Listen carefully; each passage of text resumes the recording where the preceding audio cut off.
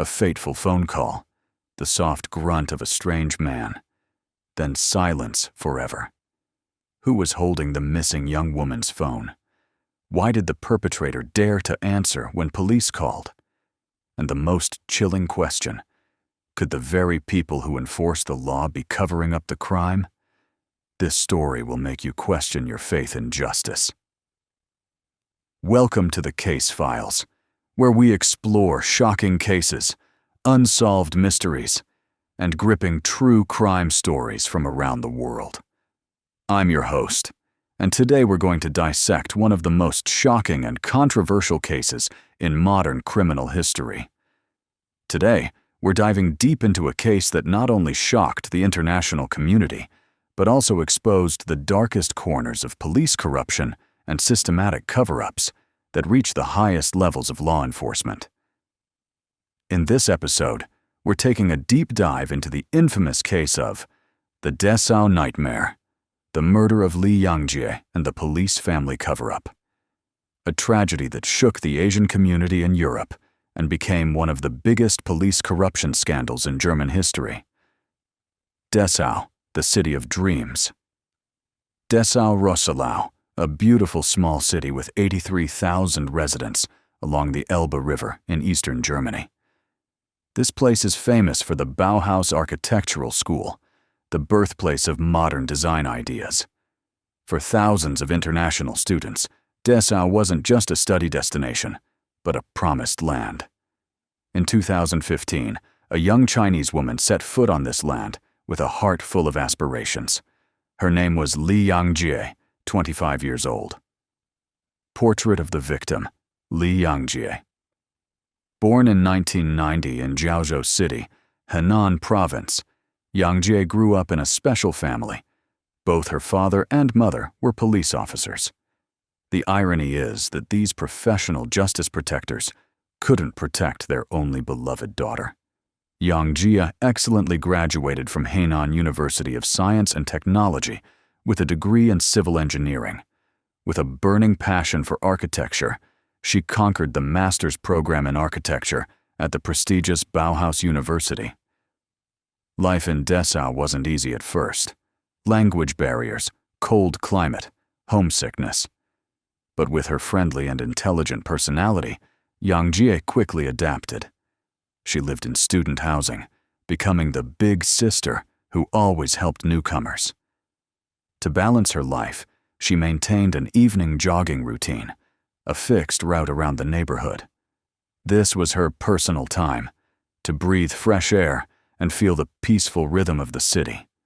In May 2016, Yangjie officially completed her master's program with excellence. A bright future was wide open. She had received job offers from prestigious architecture firms. But it was this harmless jogging habit that pushed her into the arms of evil. May 11, 2016, the fateful evening. Ordinary Wednesday. Pleasant spring weather, with temperatures of 18 to 20 degrees. Yangjie spent the whole day completing final tasks before leaving Germany, processing degree confirmation, saying goodbye to professors, buying souvenirs for family. At 6 p.m., she returned to her apartment, had dinner with her roommate. At 8:30 p.m., she prepared for her jog. Gray t-shirt, black shorts, professional running shoes, smartwatch and earphones. "I'm going out for a quick run and I'll be back. About an hour and I'll be home." Those were her last words. The fateful encounter. Security cameras at Building 77 on Johannesstrasse captured the fateful moment. 21:24, Yangjie was jogging past when a young blonde woman stepped out to block her path. Zenia Lang, 20 years old, with a panicked expression, using urgent gestures for help. Yangjie, with her characteristic kindness, stopped. The camera recorded her hesitating for a few seconds, then removing her earphones, nodding in agreement to follow Zenia inside the building. That was the last time Li Yangjie appeared on camera while alive. Portrait of the Devils. Sebastian Flesch, the police officer's son, embodiment of evil. 21 years old, 5 Einzig, brown hair, cold blue eyes. But most terrifying was his family background. Biological mother was a high-ranking female police officer. Stepfather was the Dessau-Roßlau police chief. With such a foundation, Sebastian should have understood and respected the law. But no, the title, police officer's son, gave him the feeling he could stand above the law. His criminal history began in his teens: arson, property destruction, assault. Each time he committed crimes, his family would pull strings to escape punishment. Later reports revealed Sebastian had been involved in about 40 previous cases, but most were covered up by his mother. Psychological experts concluded Sebastian suffered from severe sexual sadism disorder. He derived pleasure from causing pain and fear in victims. Zenia Lang, from victim to accomplice. Born in 1996, grew up in a broken family. Sexually abused by her stepfather from age 10, creating deep psychological trauma. Had a child at 17, then was abandoned. During her most lonely and desperate time, Sebastian appeared like a savior. He approached Zenia as a protector, sheltering her and her child. Zenia loved Sebastian blindly, terrified of being abandoned again. But the warmth quickly turned into an invisible cage. Sebastian controlled all of Zenia's activities, using psychological manipulation, threatening to leave her. Zenia's life became a series of days of unconditional submission. 3 hours of hell. Luring Yangjie wasn't a spontaneous act, but a plan Sebastian had prepared. In the days before, he demanded Zenia find a third person to satisfy his sick intentions. He observed and tracked Yangjie's jogging route, planning the hunt in detail. When Yangjie entered the second-floor apartment, Sebastian was already hiding. Immediately, he rushed out and restrained her with force. What happened in the next 3 hours, from 21:24 to 2:24 the next morning, was a series of brutal acts beyond words. According to the forensic report, Yangjie was systematically and extremely brutally attacked. Gang rape by both Sebastian and Zenia, torture with wooden sticks, hammers, and other hard objects. Zenia used Google Translate to interrogate in Chinese. Do you live alone? Does anyone know where you are? Throughout the ordeal, Yangjie fought with all her remaining strength. The wounds showed a fierce struggle. During this process, Sebastian's DNA got on her body, the most important evidence later. Around 2 a.m., Sebastian made the final decision. When Zenia asked why not let her go, he replied coldly, "Whatever. Just finish it." Sebastian used a wooden stick to repeatedly beat Yangjie's head and face, the direct cause of death, severe traumatic brain injury and brain hemorrhage. Covering up the crime. After killing Yangjie, the two perpetrators began systematically covering up the crime. They cleaned the scene, collected the victim's clothes and personal belongings, phone, keys, smartwatch, shoes. At 3 a.m., they wrapped the body in blankets, dragged it to the empty apartment on the first floor. At 5 a.m., when everyone was sleeping soundly, they carried the body outside and dumped it in bushes under a large pine tree behind the building, less than 300 meters from Yangjie's apartment. The desperate search. Her roommate spent a long night awake with worry. The clock passed 10 p.m., 11 p.m., midnight. Yangjie had never come home late without notice. Her roommate kept calling, but only heard endless dial tones. At 1 a.m., friends split up to search the road where Yangjie usually jogged, calling her name in the quiet night. The name Yangjie echoed, then faded into the air. On the morning of 5/12, the school reported to police. A large-scale search was deployed. Police cars, helicopters, thermal cameras, service dogs. The Chinese embassy sent staff to monitor and pressure local authorities. The mysterious call. During the tent search, a strange detail emerged. police kept calling Yangjie's phone hoping to locate the signal. At 8:45 a.m. on 5/13, someone unexpectedly answered. Not the clear voice of a 25-year-old Chinese girl, but a man's voice with a German local accent. He said nothing, just made a soft grunt. Then immediately hung up. After that, the phone completely lost signal. This brief but haunting clue made even seasoned investigators shiver. The case officially shifted from missing person to suspected kidnapping and possible murder. The horrific discovery. At 11:10 a.m. on 5/13, just 2 days after she went missing, police found a body under a large pine tree, hidden in thick bushes behind apartment buildings. The area was immediately sealed at the highest level. Based on the sports clothes and identifying features, police confirmed the victim was Li Yangjie. The location was less than 300 meters from her apartment.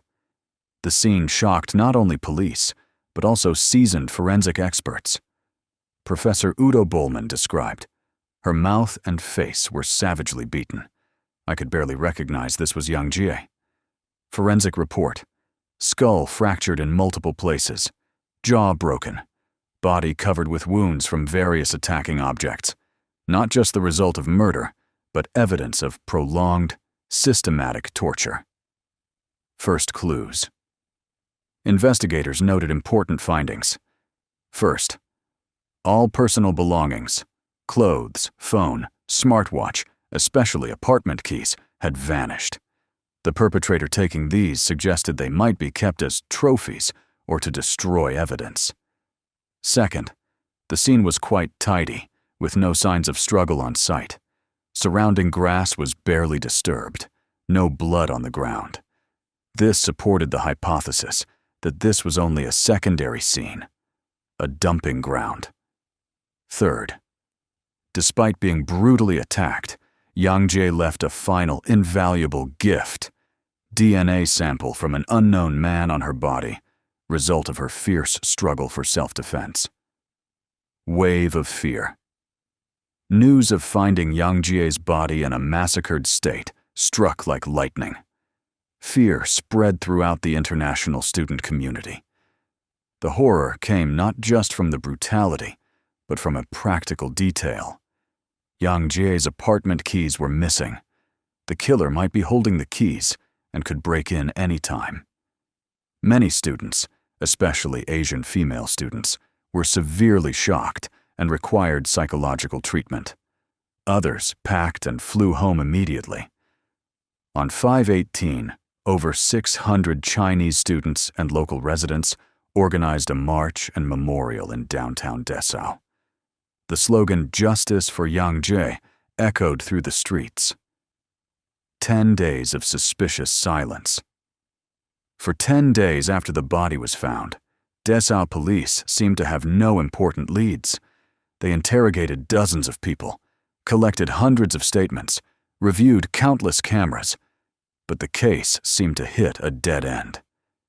Strangely, among those interrogated were residents of Building 77, where cameras recorded Yangjie entering. However, these interrogations were conducted quite superficially. The building search was also only surface level. Later, it was revealed that the deadlock in investigation wasn't necessarily due to lack of clues, but possibly due to interference and obstruction from within the police system itself. Sudden confession. On 5/23/2016, exactly 10 days after the body was found, Sebastian Fleck alone walked into Dessau-Roßlau police headquarters. His appearance wasn't completely surprising, as everyone knew he was the boss's son. Sebastian told a clumsy and illogical story. He claimed to have important information and wanted to help the investigation. According to Sebastian, on the evening of 5/11, he and his fiancée, Zenia, were walking when they met Yangjie. After chatting in English, the Chinese girl voluntarily suggested a threesome. He admitted DNA might be found on the victim, but insisted everything was consensual and pleasant. After relations, Yangjie was completely healthy. and left their apartment at 11 p.m. Absurdity and fatal loopholes. Sebastian's story was absurdly unbelievable. The logical holes were obvious. First, an Asian female student, known for being discreet and cautious, would suddenly agree to a threesome with complete strangers after just minutes of meeting. This completely contradicted Yangjie's character and culture. Second, if everything was consensual and pleasant, why was Yangjie brutally murdered? Why did the body appear at a dumping site instead of her being safely released home? Third, if Sebastian was innocent and wanted to help, why did he wait 10 days after the body was found to report? Why was there no sign of worry or concern during that time about the case shocking the entire city? Arrest and system pushback. Seasoned investigators immediately recognized the blatant lies. This wasn't sincere testimony, but an arrogantly staged performance. Sebastian's purpose wasn't to help, but to create a smokescreen, providing a reasonable explanation for the DNA evidence. Police immediately arrested Sebastian and Xenia. However, from the first hours, there were alarming signs of interference from within the system. Sebastian's parents, both high-ranking police officers, immediately mobilized all connections to protect their son. They tried to approach investigators, pressuring for gentle interrogations. There were even reports they tried to interfere with evidence collection and preservation. Investigation faces obstacles. Sebastian's family hired top lawyers with extensive connections in the local judicial system. Their defense strategy was complete denial, claiming Sebastian only had consensual sexual relations. But scientific evidence was undeniable. Searching Sebastian and Xenia's apartment, police found over 300 bloodstains everywhere in the house, clear evidence of savage torture. Security cameras from a thrift store showed at 2124 on 5/11, Xenia blocked Yangjie in front of the building, talking while gesturing. Yangjie hesitated, then followed Xenia into the building, but cameras didn't record her coming back out. Truth gradually exposed. Both refused to confess, always denying and refusing to answer any court questions. On 1/15/2017, in the 10th court session, Xenia suddenly confessed part of the story. She talked about being sexually abused as a child, inferiority complex, craving love. When she met Sebastian, she loved him and had children. But recently, Sebastian wanted to break up due to dissatisfaction with their sex life. Not wanting to lose Sebastian, Xenia kept thinking of ways to hold on to him. He suggested trying threesome sex, forcing Xenia to find a third person.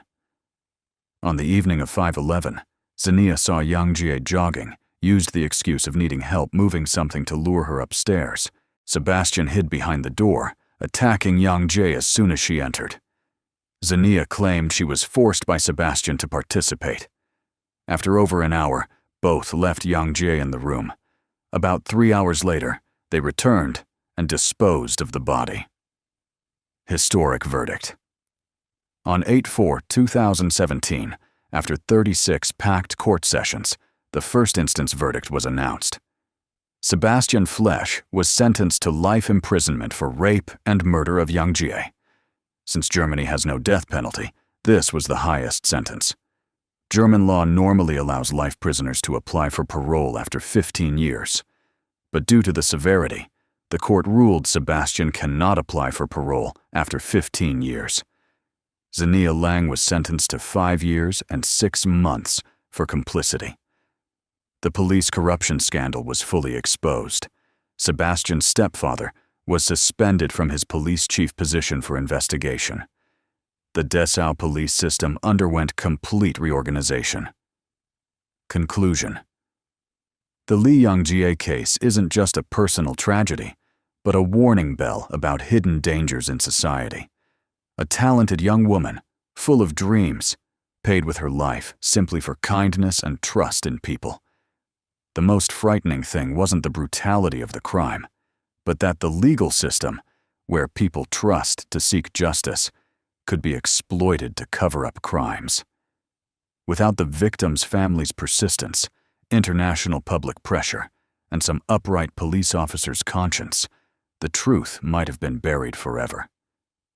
Yangjie's story reminds us, for students and young people, always be wary of sudden pleas for help from strangers, especially at night. Kindness is a precious virtue, but personal safety must come first. For communities, we need to build support networks, caring for each other. When seeing someone in danger, immediately report to authorities rather than intervening alone. For the legal system, no one stands above the law, whether children of police or high officials. Justice only has meaning when executed fairly and transparently. Today, when we retell Li Yangjie's story, we're not just remembering a victim, but honoring a hero. She fought to her last breath, leaving crucial evidence that prevented the perpetrators from escaping justice. Each time this story is told, Yangjie isn't just a victim. She becomes a protector for others who might fall into similar situations. That's the greatest legacy a person can leave. Remember her name, Li Yangjie. Remember the lessons from her story, and let's build a safer world together. Thank you for listening to the Case Files. If today's story meant something to you, please share it so more people can learn these valuable lessons. We'll meet again in other cases. Stay safe and believe in justice.